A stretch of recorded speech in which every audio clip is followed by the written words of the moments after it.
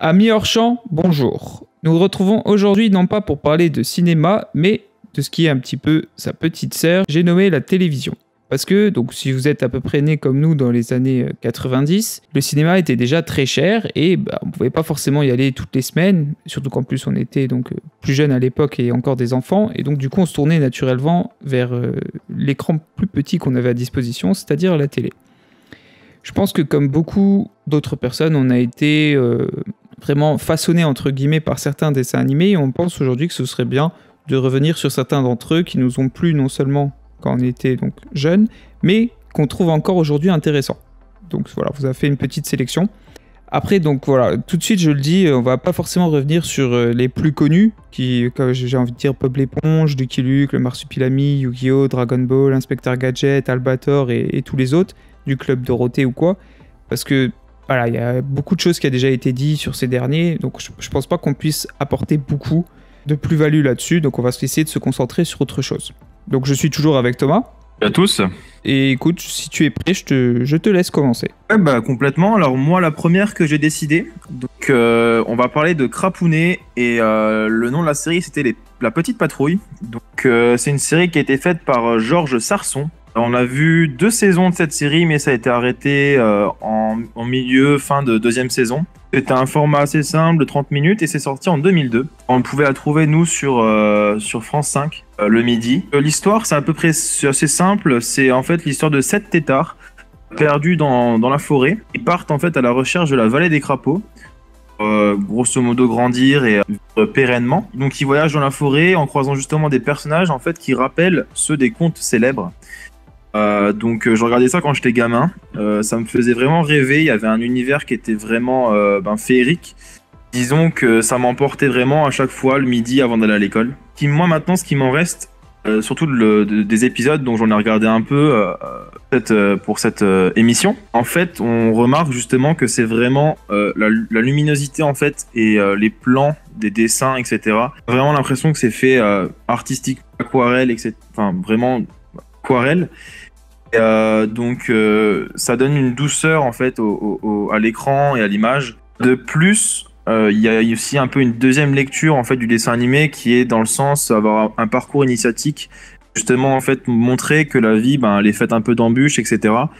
Et c'est assez, je trouve, important pour les gosses. Je pense qu'on n'y pense pas spécialement en étant enfant. En grandissant, on y voit un peu du moins le double sens. Et c'est super intéressant pour adultes et pour enfants. Quand tu dis que c'est qui rencontre des personnages de contes, c'est un petit peu comme Simsalagrim justement ou pas? Alors Simsalagrim, il entre dedans pour aider les personnages de contes. En fait, c'est vraiment comment dire, c'est pas spécialement pour les aider. En fait, il les rencontre sur le chemin. C'est ce qui fait justement qu'il y a parfois des embûches, parfois justement des intrigues un peu plus sympathiques, on va dire. Enfin, ça avance comme ça, surtout sur la première saison. D'accord, ok. Parce que je précise, donc Simsalagrim, c'était aussi un dessin animé où les 2 personnages principaux, qui sont des jouets, à la base, un petit peu comme dans Toy Story, avaient un livre un peu magique et voyageaient dans les contes européens. Principalement les contes de Grimm. Ouais, c'est ça. Surtout les contes de Grimm, et ils aidaient à chaque fois les personnages principaux de ces écrits à réaliser donc leur aventure. Tout à fait, ouais. Entre les deux, tu conseillerais vraiment lequel ? Disons que Simsalagrim, c'était vraiment enfantin, mais c'était vraiment simplifié. Tandis que je trouve que La Petite Patrouille, comme je disais, il y avait un deuxième sens en fait au dessin animé. C'est pas quelque chose non plus de très prononcé, mais c'est présent. À mon sens, je conseillerais plutôt La Petite Patrouille parce que ça, justement, par exemple, un parent avec son enfant pourra regarder en fait le dessin animé et avoir aussi en fait une lecture en fait de ce dessin animé, même je veux dire artistiquement pour les yeux c'est assez plaisant, donc je conseillerais plutôt la petite patrouille, ouais. En plus je pense que c'est un petit peu moins connu, donc ouais c'est complètement. Tout à notre honneur de plutôt recommander celui-là. Alors moi de mon côté je vais commencer avec Oggy et les cafards et les zinzins de l'espace, que je vais quand même rassembler. Parce que déjà, donc, ils ont le même créateur. Et surtout, j'ai envie de dire parce que donc, j'étais vraiment très fan de Tom et Jerry. Mais ça date quand même des années plutôt 50 et 60. que de notre enfance à nous. Et s'il devait y avoir une version un peu plus moderne, j'ai envie de dire que ce serait ces 2 dessins animés. Parce qu'on retrouve vraiment un type d'humour donc, qui est particulier à ce qu'on appelle le slapstick, où il y a vraiment beaucoup de gags qui s'enchaînent à très grande vitesse. Et c'est l'action, enfin c'est monté vraiment très nerveusement. Et surtout, ce que je trouvais intéressant, par exemple, dans Oggy et les cafards, c'est qu'il n'y a pas du tout de dialogue. Comme c'est ce que j'allais dire. Voilà, comme encore une fois dans Tom et Jerry. Du coup, déjà, c'est un langage universel. Et comme le cinéma muet de l'époque, ça te montre comment tu fais passer des situations ou des émotions des personnages via des actions physiques. Et forcément, on revient un petit peu donc, au cinéma, parce que c'est la base du langage cinématographique, c'est de montrer et de ne pas raconter. Alors, ce que j'ai à dire plus particulièrement sur les deux, bon, dans Oggy et les cafards, il y a une petite critique du côté consumériste de Oggy qui vit dans une banlieue un petit peu modèle, qui aspire vraiment à avoir une vie très tranquille et à la facilité avec un tas de machines avec l'aide de son ami. Et les cafards, à chaque fois, qui symbolisent un peu plus le côté rebelle qui viennent détruire ses ambitions et qui à chaque fois l'empêchent justement de vivre assez tranquillement. Je trouvais les gags assez inventifs, sauf peut-être pour les dernières saisons où je trouve que la qualité a diminué, mais en tout cas pour les premières, il y avait de la créativité. Les épisodes sont assez barrés, il n'y en a aucun qui se ressemble. Et du coup, je pense que c'est ça qui me plaisait et qui me plaît toujours. Pour les Zinzins de l'espace, c'est un peu pareil, sauf que c'est l'inverse. La première saison, je la trouve pas terrible, parce que je trouve que là, il n'y avait pas vraiment de fil conducteur, et les situations étaient... Alors, elles sont toujours dans l'absurde, mais là, c'était poussé à l'extrême, et ça marchait moins bien. Alors que dans la deuxième saison, je trouve que les personnages, ils évoluent de manière plutôt cohérente, et du coup, on arrive mieux à rentrer dans l'histoire, puisqu'ils les ont dotés en fait de 2 traits de caractère qui vont pas forcément ensemble, et je trouve que ça aide à faire avancer la série. Voilà. Et ce que je trouvais aussi très intéressant dans les Zinzins de l'espace, c'est que c'est une espèce de parodie, je trouve, pas de la sitcom, mais de la série américaine traditionnelle où chacun a une place particulière dans une maison en fait, tu vois, où ça va être des colocataires ou une famille. Et là, c'était le cas aussi. Et vu que ce sont des aliens qui se sont échoués sur Terre et qui ont pour but de rentrer chez eux, ce qui est intéressant, c'est qu'ils découvrent toute la société humaine et les types de personnalités. Et à chaque fois qu'ils prennent un nouveau locataire dans leur maison et qu'ils doivent donc s'en cacher, ça va être des gens différents. Par exemple, tu vas avoir droit à un homme d'affaires, tu vas avoir droit à un coiffeur. Et tout ça, je trouve, c'est intéressant parce que ça permet pas de faire une psychanalyse, mais tu vois vraiment les différents traits de personnalité humaine. Et donc, je trouvais que c'était assez intéressant. Pour revenir sur Oggy et les cafards, si je dis pas de bêtises, c'est sorti en 98 et c'est encore en train de tourner. Enfin, ils font encore des épisodes, il me semble. Ouais, ça a été un énorme succès en Inde et en Asie. Oh, je savais pas du tout ça, par exemple. Et en fait, ça a été facile pour eux parce que vu qu'il n'y a pas de dialogue, tu vois, tu peux vite le vendre à l'étranger. Donc c'est plutôt une grande réussite, ouais. Et donc c'est comme tu disais tout à l'heure, en plus on parlait, mais est-ce que tu mets en plus ces 2 dessins animés là ensemble, j'imagine aussi parce que c'est le même studio. Même studio, même créateur et quand même un peu le même type d'humour. Ça va être quand même les deux du slapstick et... Vraiment, ouais. En gros, c'est, on va dire, les mêmes... peut-être pas les mêmes dessins, mais c'est un peu la même structure, quoi. Ouais, je trouve que t'en as un qui est plus absurde que l'autre, mais honnêtement, ils sont quand même plutôt proches. Je suis d'accord. Voilà, à toi. Je vais passer à un de mes deuxièmes, que je pense que celui-ci est beaucoup plus connu que mon premier. Je vais parler maintenant de Jimmy Neutron. Que toute personne ayant grandi, je pense, dans les années 2000 a connu le dessin animé et le film. Donc à la base, c'est un dessin animé créé par John Davis. Il y a eu 3 saisons, ça s'est terminé, ça passait sur Nickelodeon. Après, on l'a eu aussi sur TF1 et France 3 pour la France. La série, elle est assez simple. Ça raconte tout simplement les aventures d'un jeune garçon appelé James Isaac Neutron, dit Jimmy. C'est un inventeur vraiment farfelu. Toujours accompagné de ses 2 acolytes, Carl et Shin. Moi, personnellement, je pense que je les ai fait quand j'étais gamin quasiment tout le temps.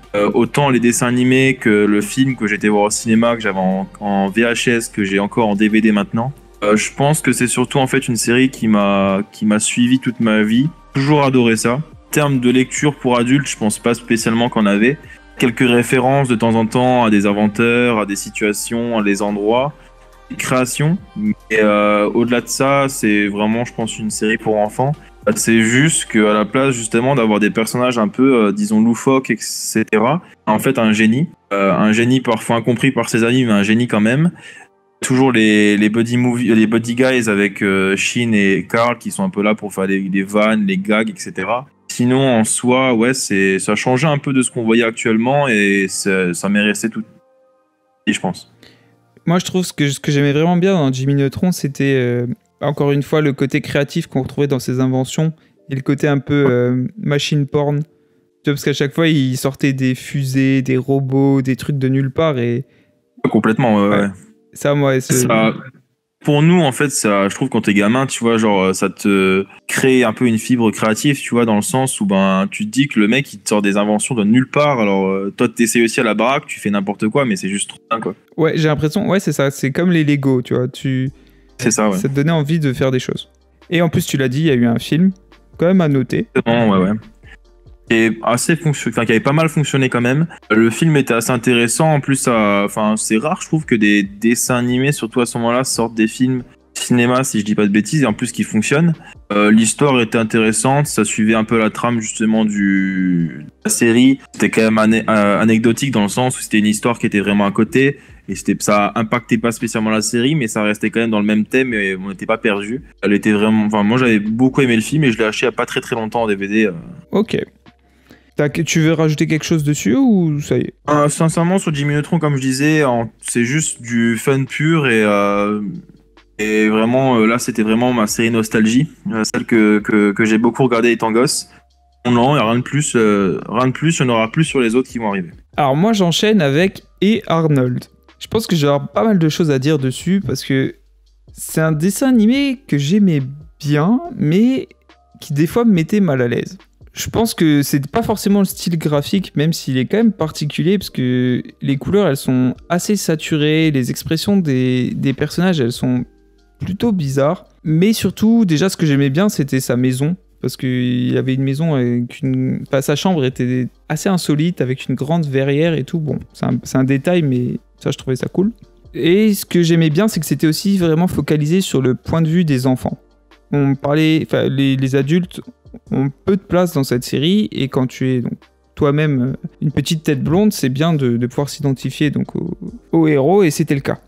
Je trouve que la série sortait un peu du commun, parce que c'était pas forcément donc Arnold n'était pas forcément le plus fort, le plus doué, ou même un génie dans quoi que ce soit, c'est même plutôt l'inverse. Il était très candide, un petit peu maladroit, pas forcément justement en réussite, mais il était toujours très optimiste, et malgré que sa vie était parfois difficile, il arrivait à toujours à en faire ressortir le meilleur. D'ailleurs, je pense que c'est la leçon que veut donner entre guillemets la série. Et en plus de ça, elle traitait de sujets qui étaient quand même assez durs, parce que tu vas y avoir de l'harcèlement, du trafic de rue, des bagarres, des problèmes avec des petits gangsters et tout. Donc c'était quand même... quand t'es enfant, tu penses pas forcément voir une série là-dessus. C'est conséquent, ouais. Et la galerie de personnages était pas mal, chacun était assez touchant. Tu voyais que ceux qui jouaient les durs, ils avaient peut-être aussi des points faibles, ou alors une enfance qui expliquait ça. Notamment d'ailleurs, pour moi, le personnage le plus intéressant, c'est Helga, qui en fait jouait le gros dur et détestait Arnold en face des autres, mais qui en fait était secrètement amoureuse de lui, et qui avait un hôtel même dans sa chambre à son honneur et tout. Et tu voyais que elle n'arrivait pas à lui avouer ça à cause du traitement justement de sa famille envers elle, puisqu'elle était... Donc son père ne la considérait pas, sa mère préférait sa grande sœur qui avait beaucoup plus de réussite scolaire, qui était beaucoup plus jolie. Et du coup, tu vois que la plupart des gens en fait qui se comportent mal dans la vie, c'est souvent parce que eux-mêmes ils ont eu des soucis ou quoi. Et bon, pareil, c'est un message qui valait le coup d'être raconté. Et je trouvais aussi que c'était une série qui des fois faisait assez peur, parce que elle parlait beaucoup de légendes urbaines, par exemple sur des sans-abri qui étaient des serial killers, ou sur des trains fantômes, sur un peu ça se rapprochait des creepypasta un peu. Ah ouais. Et du coup, quand t'es jeune, franchement, t'avais certains épisodes qui te mettaient mal à l'aise, qui te pouvaient faire un peu peur. Bon, pour terminer, je pense aussi qu'elle a eu pas mal d'impact sur moi parce que, mine de rien, vu que toi et moi, on est quand même de la génération qui a fait le pont, j'ai envie de dire, entre le monde sans Internet et le monde avec Internet. Ça, c'était un petit peu l'école de la rue, en fait, pour peut-être les dernières personnes qui l'ont vraiment vécu. Parce que maintenant, je pense qu'on va pas se mentir, la plupart des jeunes, ils sortent quand même beaucoup moins que ce que nous, on a pu faire quand on était enfant. Et voilà, je trouvais ça pas mal. Complètement, mais comme tu dis, juste pour revenir sur le côté un peu creepypasta, c'est vrai que je trouve que personnellement, de notre côté, on a aussi pas mal connu justement ces histoires Ouais. Il y avait un violeur dans le parc, tous les gamins de la ville, ceux du quartier où on était, avaient conscience de ça et tout le monde avait peur d'y aller. C'est vrai que c'était, en gros, c'est un peu un miroir en fait de la vie des gamins de notre génération et justement, ce côté optimiste, je pense que, comme tu disais, c'était vraiment la leçon à en tirer, quoi. Ouais, c'est ça. Tu t'as tout dit. On se retrouvait vraiment là-dedans. Et comme tu dis, il y avait des petites histoires qui circulaient dans nos quartiers qui pouvaient parfois ressembler à celles qui étaient racontées dans Hey Arnold. Ok. Moi, j'ai passé à ce moment-là à mon avant-dernier dessin animé, relativement connu lui aussi. Je vais parler de Jackie Chan. Alors, l'histoire, c'est assez simple. C'est un jeune archéologue qui est contre une organisation criminelle qui s'appelle la Main Noire. Donc, il va essayer justement de les défaire avec son oncle et sa nièce, Tad. Et c'est la série, disons, qui m'a un peu initié à tout ce qui était arts martiaux et monde asiatique, plus particulièrement la Chine. Justement, via en fait toute la culture qui en fait de la série. Tout est lié à la Chine, tout est culture, pas religieuse, mais les croyances justement culturelles chinoises. C'est ce qui m'avait vraiment beaucoup plu. Aussi, comme je viens de le citer, les arts martiaux, je pense que c'est un peu, disons, un des premiers pas, mis à part si on a grandi avec les films de Bruce Lee, ou personnellement pour moi, Jackie Chan. C'était vraiment, je trouve ça vraiment bien. Ça a très bien fonctionné, il y a eu 5 saisons quand même. Dans des recherches, j'ai appris que c'était la Warner Bros qui avait développé la série. Moi, j'aurais pensé surtout que ça aurait été un producteur chinois, mais pas du tout. Pour en tirer en fait, pour tirer des points de la série, je pense, en étant adulte, surtout on va dire un peu les b.a-ba des dessins animés, mais justement une lecture pour adultes, c'est-à-dire en gros la relation familiale entre Jackie Chan qui fait un peu office de père vis-à-vis de Jade. On voit justement cette relation un peu conflictuelle, mais toujours aimante entre les deux. Le grand-père, le grand-oncle, joué justement par l'oncle de Jackie aussi, qui est là pour un peu, c'est un peu la figure grand-parent, disons. En fait, il y a une atmosphère vraiment familiale qui sort en fait du groupe de protagonistes principaux. Et disons que c'est un peu pas la leçon à en tirer comme tu disais, mais c'est plus, la façon en fait de nous identifier au personnage. Toute personne en fait qui regarde la série, je pense, peut s'identifier justement à un personnage, et c'est ce qui fait justement que les adultes peuvent regarder, je pense, la série aussi. Moi, je trouve le coup de génie vraiment qu'ils ont eu, de toute façon, c'est les talismans. Ouais, en fait, c'est vrai qu'il y a 2 grands arcs, voire 3, Jackie Chan, donc le premier avec les talismans. Mais c'est vrai que je trouve qu'il est quand même bien à se renouveler. Qu'ensuite, parce que je veux dire, l'arc des talismans, on se dit que quand c'est terminé, ça va être vraiment fini. En fait, ils partent sur les masques. Les masques chinois, justement, qui représentent aussi des démons. Et chaque masque, en fait, dirige une armée des ombres. En fait, moi, quand j'étais, je devais être début préadolescence, on va dire, quand c'est sorti, ça m'a vraiment plu aussi parce que je trouve qu'ils ont réussi en fait à réitérer l'intrigue en fait très intéressante du premier. Et au-delà de ça, disons que c'était même background était vraiment intéressant aussi, donc ça m'a vraiment plu. Ouais, moi j'aimais bien aussi. Par contre, est-ce que par hasard tu sais c'est quoi le dernier acte? Parce que autant les talismans et les masques, je m'en souviens, autant je pourrais pas dire c'est quoi le dernier. Le dernier, si je dis pas de bêtises, c'était aussi un truc via des talismans, mais c'était plus les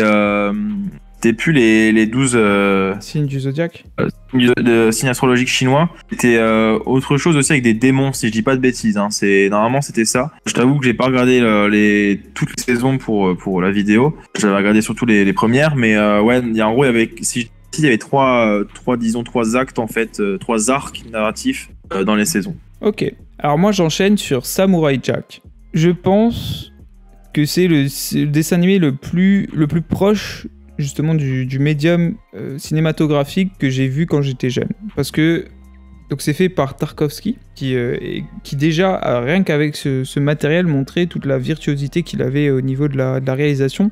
Parce que donc, la direction artistique, déjà d'un côté, est franchement magnifique, c'est très marqué, parce que donc on va avoir un samouraï qui se retrouve dans un univers très futuriste. Donc déjà, l'idée est pas mal, et qui va devoir en fait trouver un moyen de se libérer de ce monde et de rentrer chez lui, tout en survivant donc au méchant principal.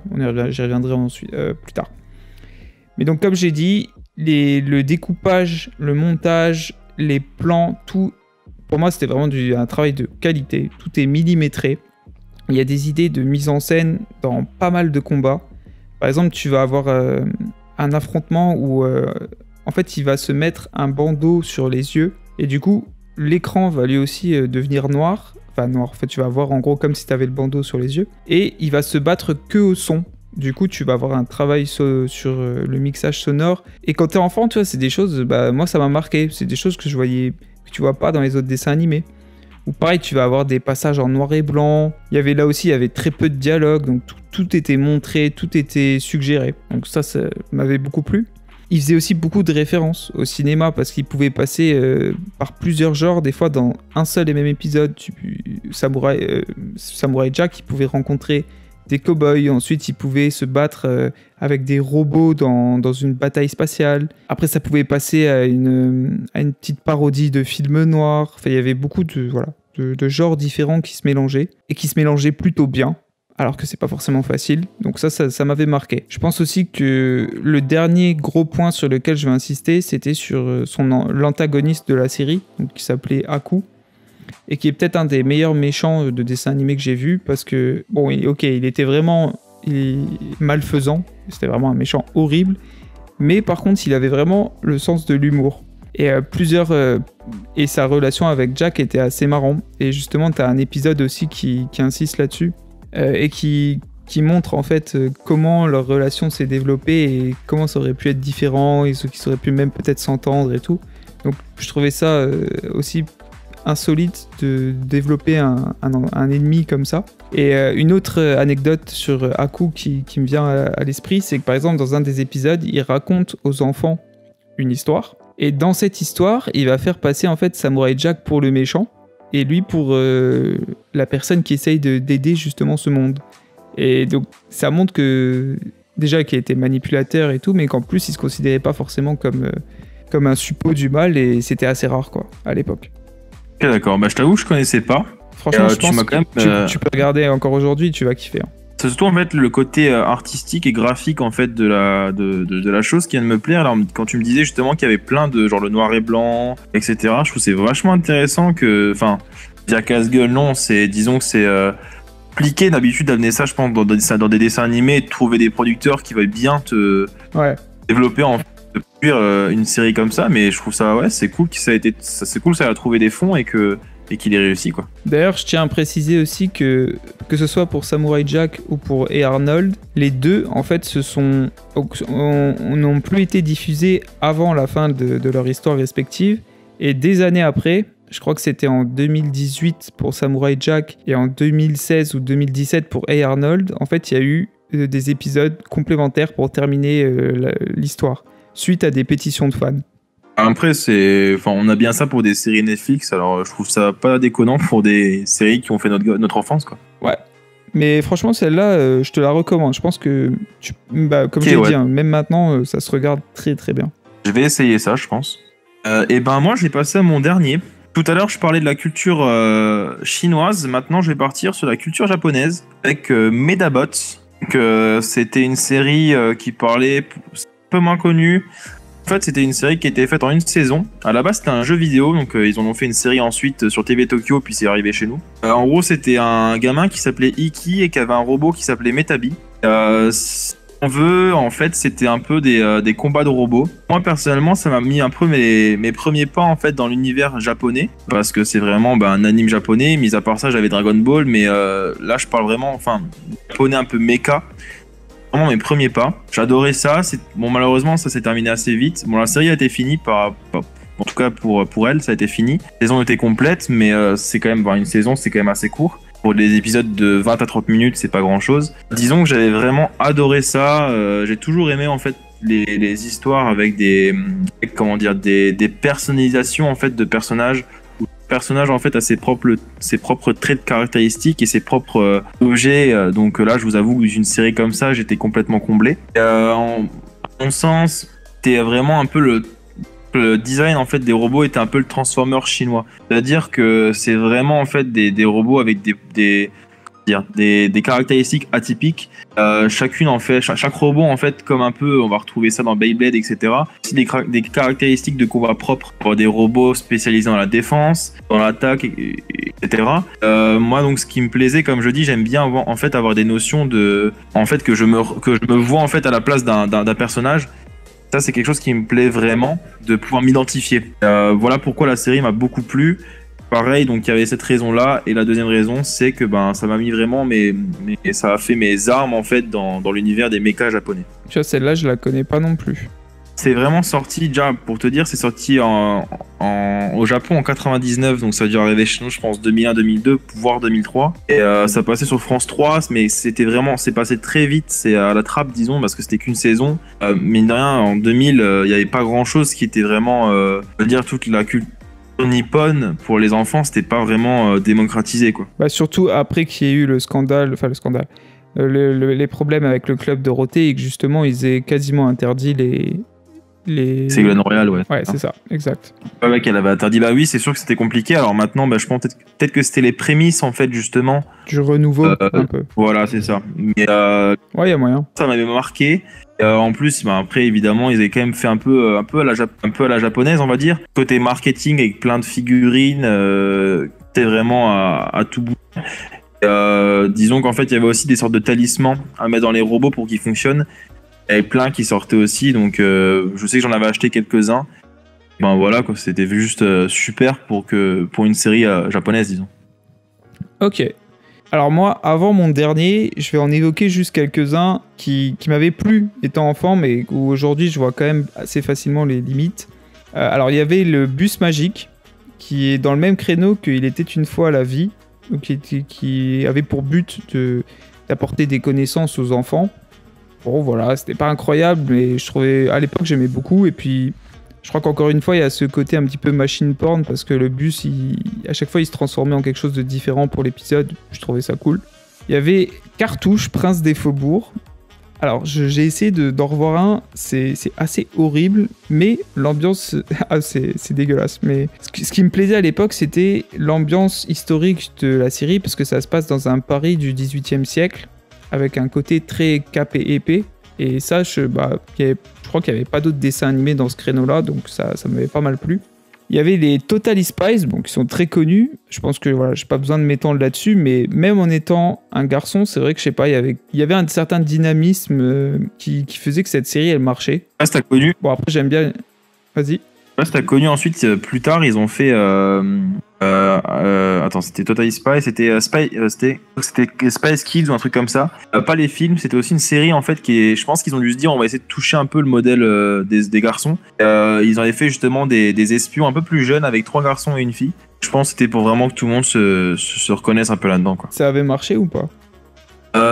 Pas plus que ça, parce que tu sais, après faire une série justement sur une série qui a déjà fonctionné, refaire en fait une trame à côté, etc. Je pense que c'était peut-être pas le plus judicieux, mais je pense qu'il devait y avoir son public. Ok, écoute, tu vois, je savais pas du tout. Donc pour terminer, il y avait les Rocket Power. Alors, je suis incapable de me rappeler des histoires, mais je sais juste que je trouvais leur univers de glisse assez fun. Ça me donnait envie de vivre dans l'espèce de village en bord de mer là de Ryder en Californie. Et enfin, la légende du singe roi, qui là pour le coup c'était vraiment un bon dessin animé. C'est inspiré d'une des histoires les plus influentes en Asie, qui est un peu l'équivalent de nos classiques de Jules Verne pour nous. Et d'ailleurs, beaucoup de gens le savent, mais Dragon Ball s'est inspiré en partie de ce singe roi. Notamment parce parce que Son Goku il a aussi une queue, il se transforme en gorille géant, voilà, bref. Mais mon dernier dessin animé, ce n'est pas celui-là, c'est une petite merveille qui s'appelle Les animaux du bois de 4 sous. Alors, avant de détailler un peu l'histoire, je pense on est tous d'accord pour dire que Princesse Mononoke, Pompoko ou d'autres films du studio Ghibli, c'est vraiment des chefs-d'œuvre, n'ayons pas peur des mots. Eh bien, messieurs, il faut savoir que Les animaux du bois de 4 sous est sorti avant Pompoko et Princesse Mononoke. Parce que là aussi, ça va être une intrigue où en fait les hommes vont arriver dans une forêt primaire un petit peu en France et vont commencer à tout détruire pour construire des bâtiments, pour développer une ville. Et du coup, les animaux vont se rassembler, s'allier. Donc ça, c'est aussi un point de vue intéressant parce que même les prédateurs décident de mettre leur instinct de côté pour aider les animaux les plus faibles à s'exiler de cette forêt et à trouver un nouvel abri qui sera un parc parisien, le parc, je sais plus exactement le nom, mais Saint-Blanc ou quelque chose comme ça. Alors donc déjà je trouve, le thème en soi il est bien parce que ça permet aux enfants de les sensibiliser donc à la nature et tout ça. Rien à dire là-dessus, même si c'est un petit peu facile on va dire, et c'est pas très subtil. Mais par contre ce que je trouvais qu'il était beaucoup plus, c'était la présence de la mort. Parce qu'en fait, pendant tout leur périple de la forêt vers le parc, y a plusieurs animaux qui vont mourir. Notamment un hérisson qui se fait écraser. C'est une scène qui m'avait traumatisé quand j'étais petit. Et c'est rare en fait, où t'as des dessins animés, où t'as des personnages qui meurent. Mais genre, ils reviennent pas, ils sont morts. Et là, t'en as plusieurs. Et je trouvais que ça en faisait un dessin animé qui se démarquait de la masse, et donc assez intéressant. Pour terminer, je mettrai aussi un accent sur l'animation qui me fait penser à celle des anciens films Disney par sa patte un petit peu...